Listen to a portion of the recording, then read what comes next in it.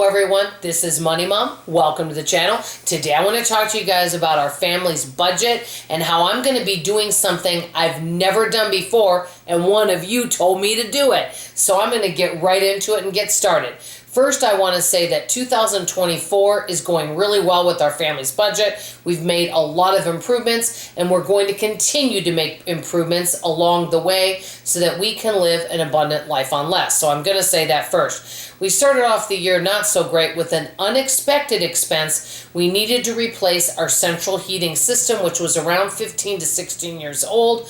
To be honest, because I do have it maintained and I do have maintenance work done on it once a year, I just thought everything was fine. And the last time I had it looked at, which was like 90 days ago, everything was fine. Well, sometimes life happens when you're making plans and not making plans. So that was quite expensive, and it pretty much almost wiped out one of our sinking funds for that. And I will be paying that off. I've already paid off half of it. It was a little over $9,000. I've already paid off over half of it, and I will be finishing paying that off in March. And then I'll need to rebuild that sinking fund. And because of that, and because of that big expense, it got me looking at all the areas that our family spends money. What are we getting value from? What are we not getting value from? And I started making some really positive changes. An example, groceries. Because I wasn't taking a calculator with me and I was buying a lot of snack foods and seasonal foods, I was spending more money than I needed to.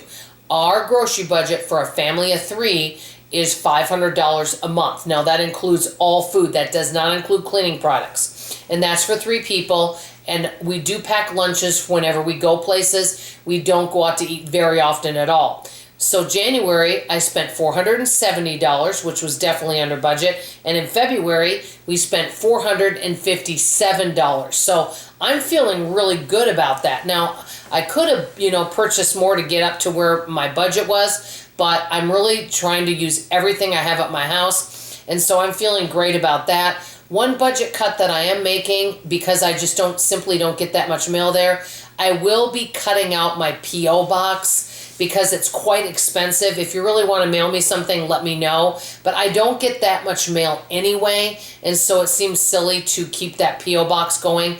That will definitely save me some money. I was paying for that once a year, and to be honest, it was around $300 for that. So that's something I don't need. My overall spending is doing really well. For example, in 2023, except for, some things I needed, I didn't buy any clothes. And because of my weight, I haven't been really losing and keeping weight off. So it's silly for me to be spending money on clothes. I'm just making do with what I have. I haven't been spending money online.